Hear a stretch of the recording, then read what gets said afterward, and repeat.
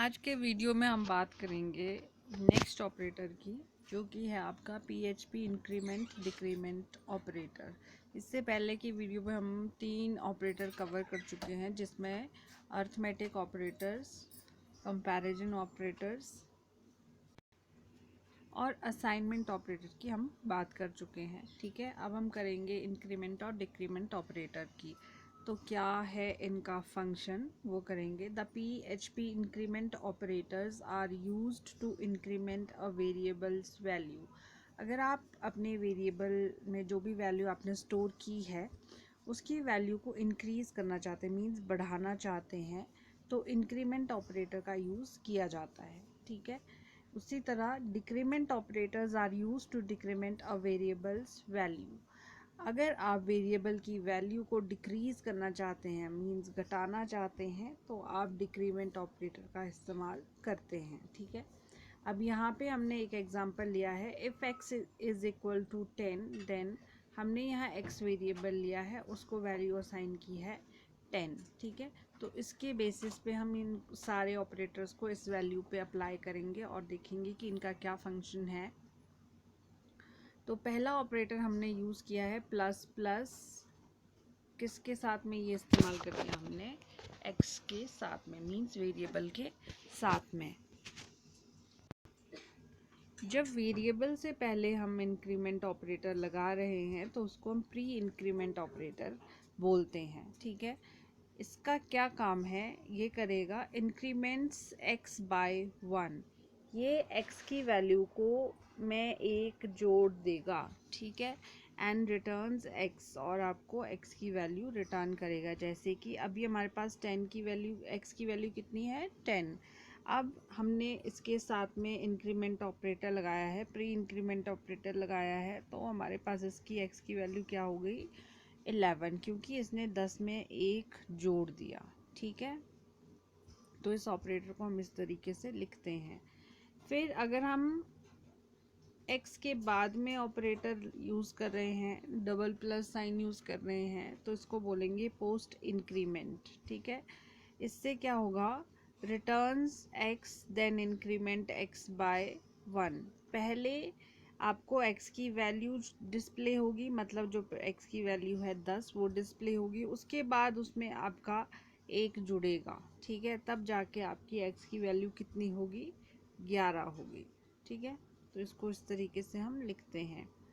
इसी तरीके से आपका डिक्रीमेंट ऑपरेटर यूज़ होता है, minus sign, double minus sign है ये, इस तरीके से।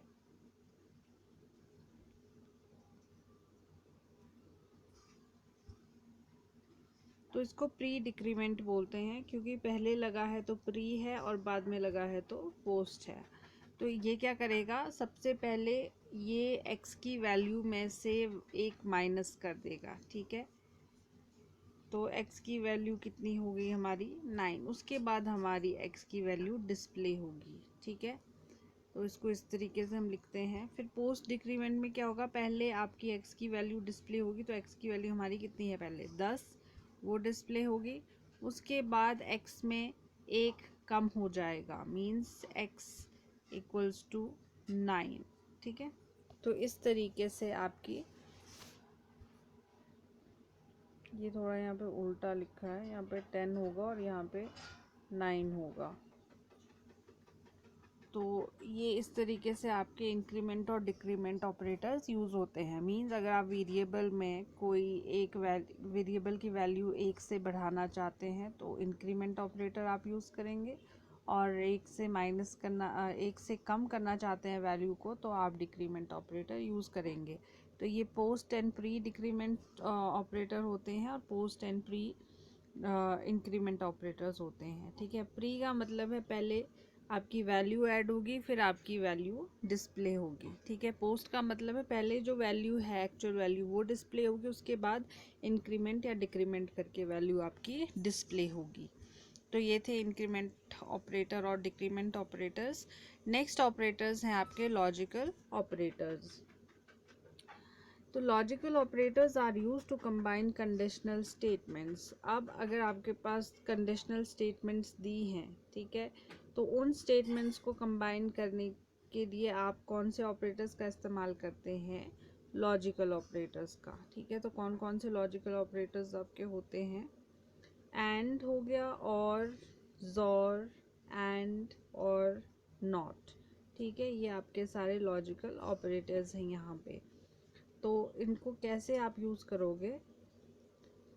तो जो भी आपके पास एक्सप्रेशन दिया होगा या फिर आपके पास जो वेरिएबल्स दिए हैं उनके साथ में ही आपके ये ऑपरेटर्स यूज़ होते हैं, और उन्हीं के बेसिस पे आपके पास बूलियन रिजल्ट आता है। बूलियन रिजल्ट मीन्स या तो ट्रू वैल्यू आएगी या फिर फॉल्स आएगी। ठीक है, अब मान लो x and y।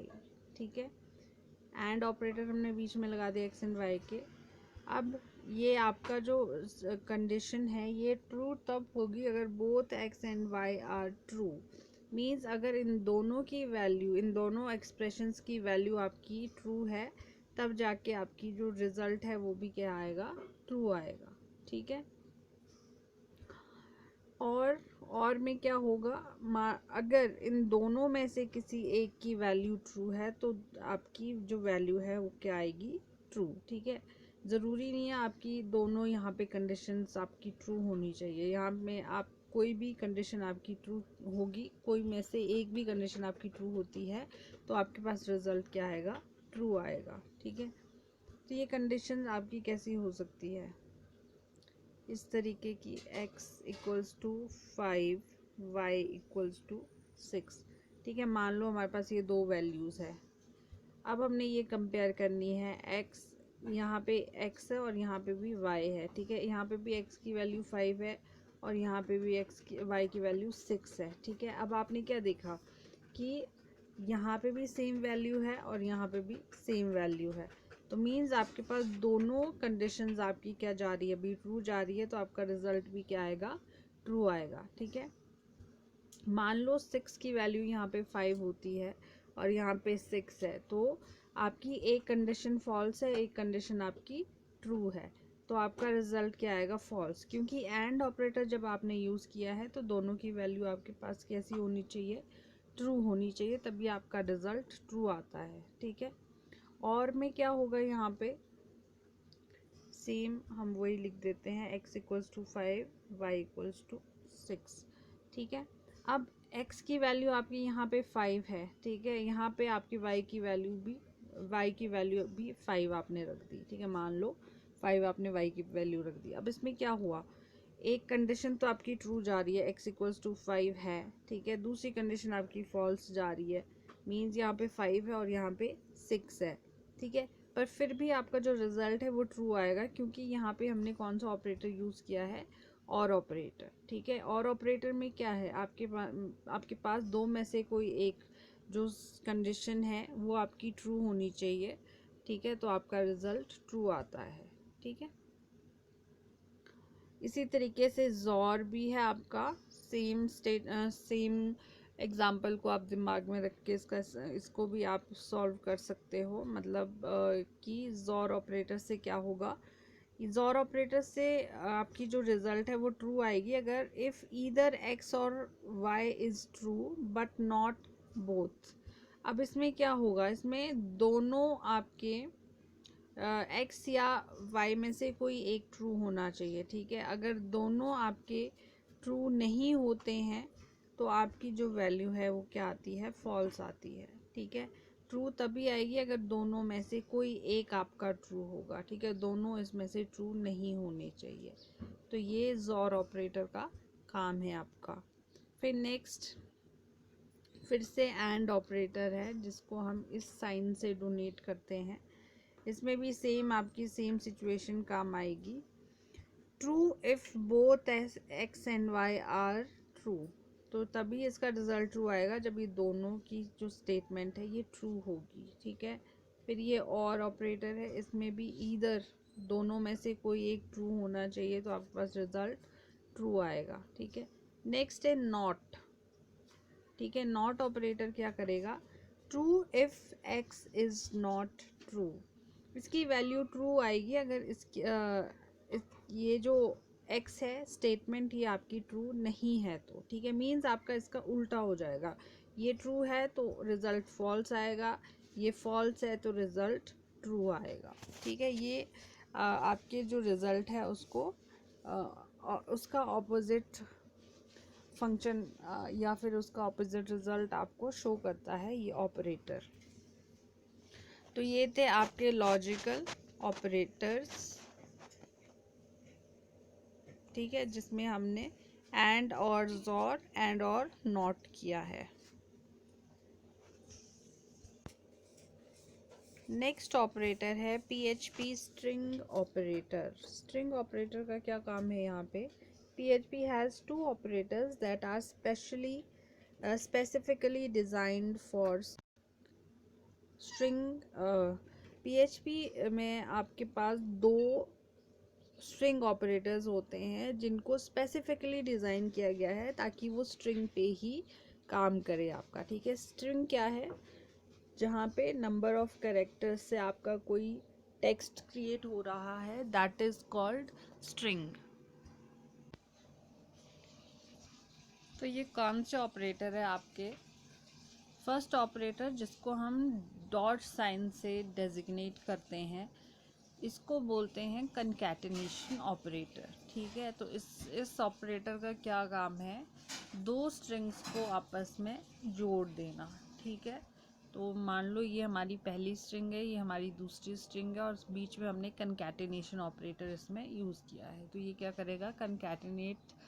Concatenation of text 1 and text 2 means दो स्ट्रिंग को आपस में जोड़ देना। तो इसका कंकैटिनेशन ऑपरेटर का ये कार्य आपका रहता है। अब नेक्स्ट क्या है? डॉट और इक्वल साइन। तो इसको हम बोलते हैं कंकैटिनेशन असाइनमेंट। ठीक है, मीन्स टेक्स्ट 1 ये पहली स्ट्रिंग है और टेक्स्ट 2 ये दूसरी स्ट्रिंग है, और हमने यहाँ पे इसको कंकैटिनेशन असाइनमेंट किया है। Means appends text 2 to text 1। Means जो ये स्ट्रिंग 1 है इसको किसके साथ में अटैच कर देता है? टेक्स्ट 1 के साथ में। मीन्स जो स्ट्रिंग की वैल्यू है वो किसको असाइन कर दी जाती है? टेक्स्ट 1 को। ठीक है, तो ये दोनों आपके स्ट्रिंग ऑपरेटर्स है जिनका काम क्या है? स्ट्रिंग्स को आपस में कंकैटिनेट करना या फिर एक स्ट्रिंग को दूसरी स्ट्रिंग में अपेंड करना, मीन्स जोड़ना। राइट।